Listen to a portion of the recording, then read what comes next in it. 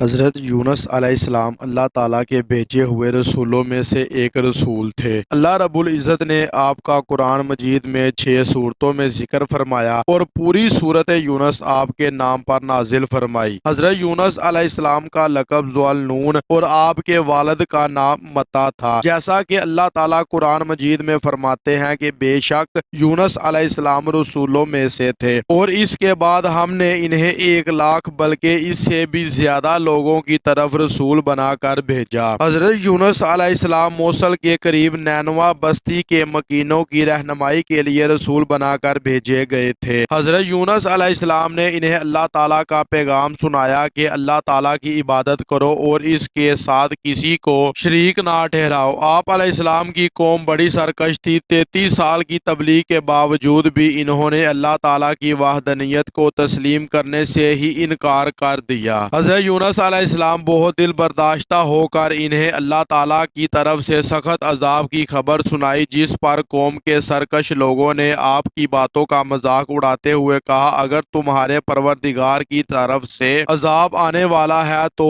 ہمیں اس کا وقت بتاؤ۔ حضرت یونس علیہ السلام نے انہیں کہا، 3 دن کے اندر اندر تم پر عذاب الہی آ جائے گا۔ حضرت یونس علیہ السلام اپنی قوم کو عذاب کا وقت بتانے کے بعد اللہ رب العزت کی طرف سے ہجرت کا حکم ملنے سے پہلے ہی نینوا بستی سے نکل گئے۔ اللہ رب العزت نے اس بات پر ناراضگی کا اظہار فرماتے ہوئے انہیں آزمائشوں میں مبتلا کر دیا۔ جب حضرت یونس علیہ السلام اپنی قوم کو عذاب الہی کی خبر سنا کر وہاں سے چل پڑے تو آپ علیہ السلام کی جانے کے تیسرے دن چاروں طرف سے عذاب الہی کے آثار نظر آنے لگے۔ حضرت یونس علیہ السلام کی قوم کے لوگ حضرت یونس علیہ السلام کی تلاش میں نکلے تاکہ ان سے درخواست کریں کہ وہ اللہ تعالیٰ سے عذاب کو ٹالنے کے لیے دعا مانگے، لیکن حضرت یونس علیہ السلام انہیں نہیں ملے۔ قوم کو یقین ہو گیا کہ آپ اللہ تعالیٰ کا عذاب ضرور نازل ہوگا، لہذا انہوں نے فوراً اپنے نبی کے ساتھ بدسلوکی کی ندامت کا اظہار کیا، پھٹے پرانے کپڑے پہن کر جانوروں کے بچوں کو ان کی ماؤں سے الگ کر دیا۔ مرد، عورتیں اور بچے رو رو کر عاجزی اور انکساری کے ساتھ اللہ تعالیٰ سے عذاب ٹالنے کی دعا مانگنے لگے۔ جانور اپنے بچوں سمیت آوازیں لگانے لگے اور بڑا خوفناک منظر پیدا ہو گیا۔ اللہ رب العزت کی رحمت جوش میں آئی اور اس نے قوم یونس پر عذاب آنے والے کو ٹال دیا۔ کوئی بستی ایسی نہیں جو عذاب الہی دیکھ کر ایمان لائی ہو اور اس کا ایمان لانا اس کے لیے فائدہ مند ثابت ہوا ہو، سوائے قوم یونس کے۔ جب وہ ایمان لے آئے تو ہم نے ان سے دنیا کی زندگی میں رسوائی کا عذاب ٹال دیا اور انہیں ایک مقرر وقت تک کے لیے دنیاوی زندگی سے فائدہ اٹھانے کا موقع دے دیا۔ حضرت یونس علیہ السلام اپنی قوم سے دل برداشتہ ہو کر بستی سے نکلے تو دریا میں سفر کرنے کے لیے مسافروں سے بھری ہوئی کشتی میں سوار ہو گئے۔ جب کشتی دریا کے درمیان پہنچی تو کشتی ہچکولے کھانے لگی اور قریب تھا کہ وہ ڈوب جائے۔ ملاح نے کہا، کوئی ایسا مسافر کشتی میں سوار ہے جو اپنے مالک سے بھاگ کر آیا ہے، جب تک یہ کشتی سے نہیں نکلے گا کشتی کنارے پر نہیں پہنچ سکے گی۔ کشتی میں سوار افراد میں سے کوئی بھی اپنے آپ کو مالک سے بھاگنے والا تسلیم نہیں کر پا رہا تھا۔ آخر کار مسافروں نے آپس میں مشورہ کر کے یہ طے پایا کہ قرعہ اندازی کر لیتے ہیں، جس کے نام کا قرعہ نکلے گا اسے دریا میں پھینک دیا جائے گا تاکہ باقی مسافر اپنی منزل تک پہنچ سکے۔ چنانچہ قرعہ اندازی کی گئی تو قرعہ حضرت یونس علیہ السلام کے نام نکلا۔ آپ علیہ السلام کو دیکھ کر لوگ کہنے لگے کہ اتنا خوبصورت، حسین و جمیل ہے، پاکیزہ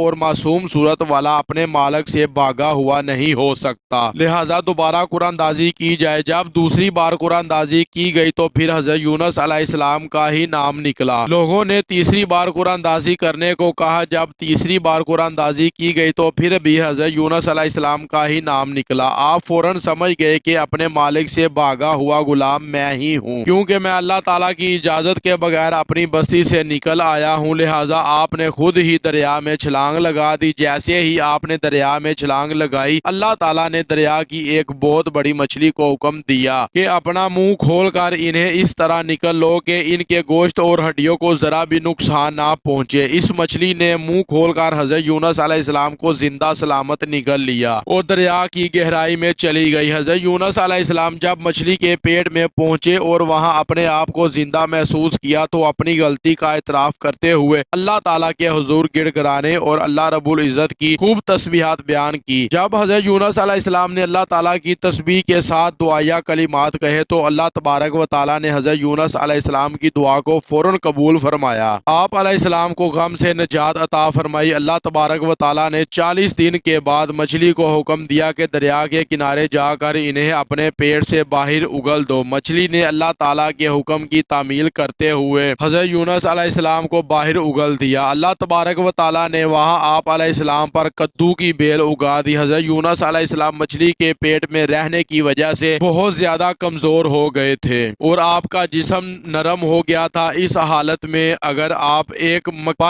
مکھی بھی بیٹھ جاتی تو آپ اس کی تاب نہ لا سکتے تھے۔ کدو کی بیل کے پتے چوڑے ہوتے ہیں جو کہ سایہ ہوتا ہے اور اس کے قریب مکھی نہیں جاتی۔ اس کے ساتھ ساتھ آپ علیہ السلام کے لیے ایک دودھ پلانے والی ہرنی کو پابند کر دیا جو صبح و شام حضرت یونس علیہ السلام کو دودھ پلانے آیا کرتی تھی، یہاہ تک کہ آپ بالکل تندرست ہو گئے۔ اور جب واپس قوم کے پاس آئے تو دیکھا وہ تمام مسلمان ہو چکے تھے۔ نبی کریم صلی اللہ علیہ وآلہ وسلم کو بھی کدو بہت زیادہ پسند تھا۔ آپ صلی اللہ علیہ وآلہ وسلم کھانے کے برتن میں اسے تلاش کیا کرتے تھے۔ حضرت یونس علیہ السلام نے جو مچھلی کے پیٹ میں جو وظیفہ کیا وہ جو دعا یہ ہے کہ لا الہ الا انت سبحانک انی کنت من الظالمین۔ جی یہ تھی ہماری آج کی ویڈیو۔ اچھی لگے لائک اور کمنٹ ضرور کریں اور چینل کو سبسکرائب کرنا مت بھولیں۔ جزاک اللہ۔